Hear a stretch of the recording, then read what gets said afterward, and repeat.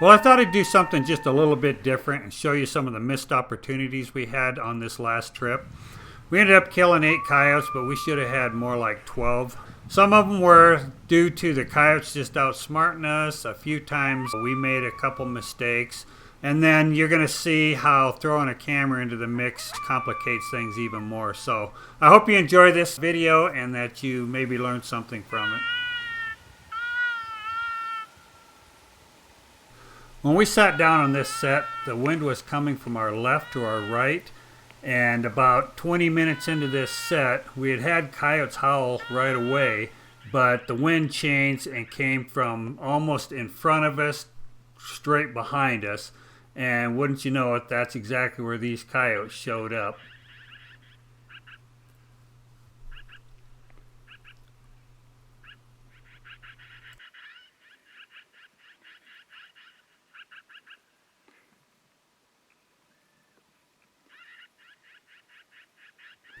At this point, we were pinned down. There was no way we could move without them seeing us.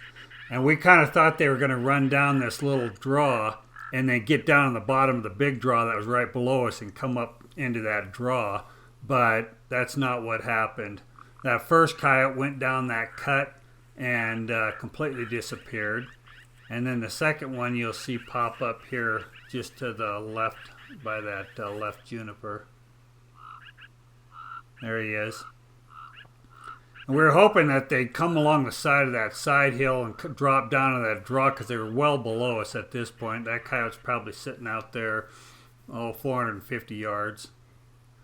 But he kind of does the same thing the first one did, and he decides he's going to go down that draw, except he was kind of more exposed. The third one, he shows up here, and we probably, in hindsight, should have shot this coyote right there. It would have been a long shot, but I think Stan could have killed it there. But we kept expecting those two to show up. Well, before it was all said and done, they got around behind us and came over the top. And by the time Stan got up to make a move on them, they had disappeared. So it's just one of those things that happens.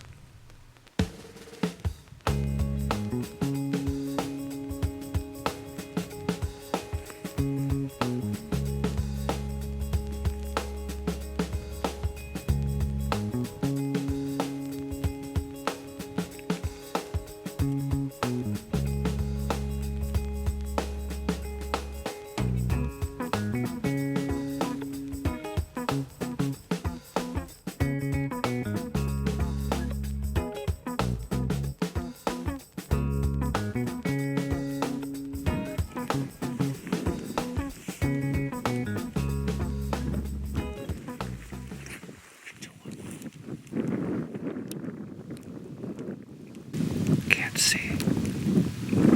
Are you on them? No, I can't find them. They're right here in front of us. Go ahead. I got them. Huh?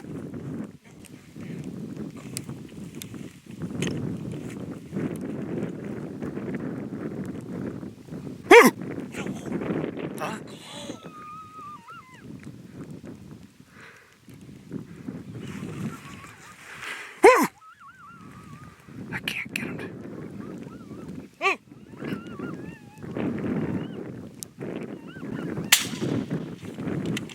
it.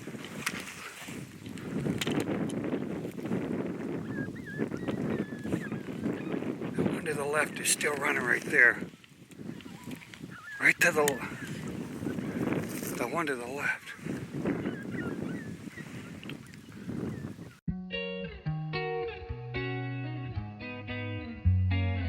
Well, as you can see, this set goes south real fast.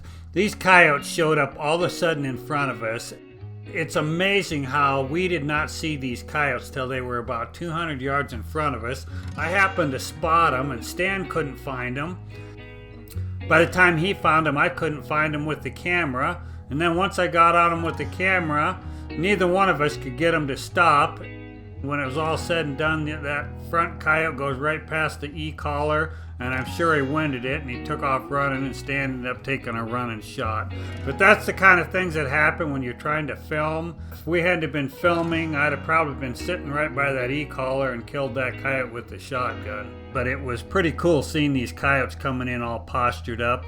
That male was following that female in, all postured up like that. Then he had his hackles up coming in. He thought he was coming into another female because I had thrown some female howls out there. So it's some pretty cool footage.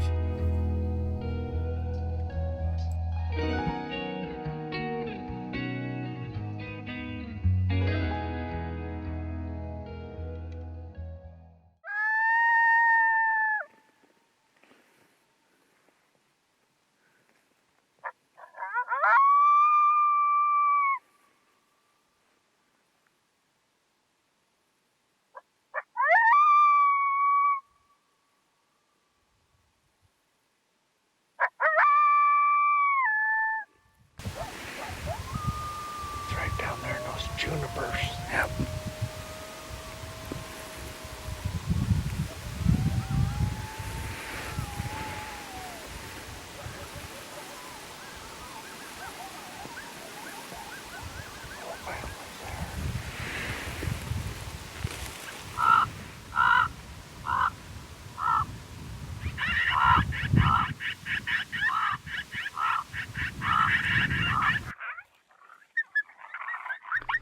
This coyote shows up, but I can't see it, so I don't get it on film. But if you watch Stan, he's getting ready to shoot here. When he fires, watch that piece of sagebrush to the right of his barrel.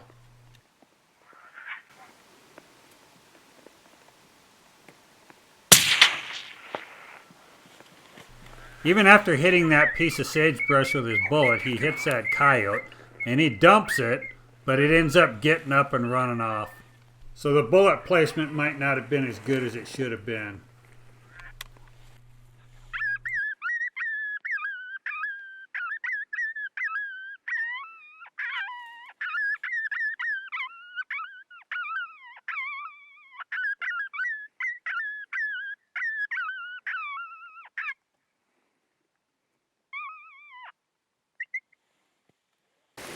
They're sitting on this hill, and we actually heard probably a family group howl down, probably 3/4 of a mile from us, and so we just been sitting here patiently. Actually sat here 30 minutes, which is longer than we normally sit here, but finally, after doing some bird calls and some little distress, more distress and stuff, in 30 minutes, he showed up.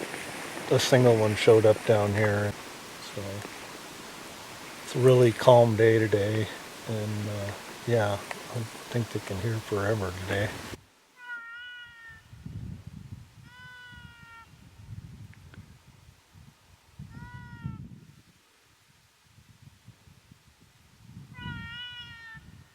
We snuck into this draw and we got hit as good as we could, but the sun's shining and it's just tough when the sun's shining in this country to get hit.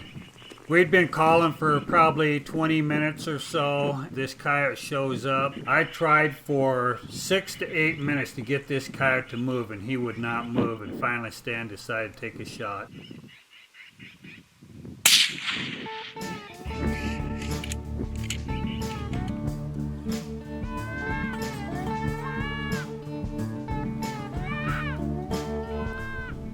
Well, it's a beautiful evening as we're making our last set on this particular hunt. This country we hunt here, you either love this country or hate it, because it's some pretty tough country to be in when it gets wet or when it gets cold and snowy. We have probably about 100 square miles of public ground, and it's pretty rare we ever run into anybody when we're out hunting this time of year. When we got back from this trip, Stan went out and checked his rifle and found out that it had gotten knocked out and it was shooting 12 inches high at 100 yards. So that would explain some of the misses on the coyotes. One thing we've learned over the years is you can't get them all.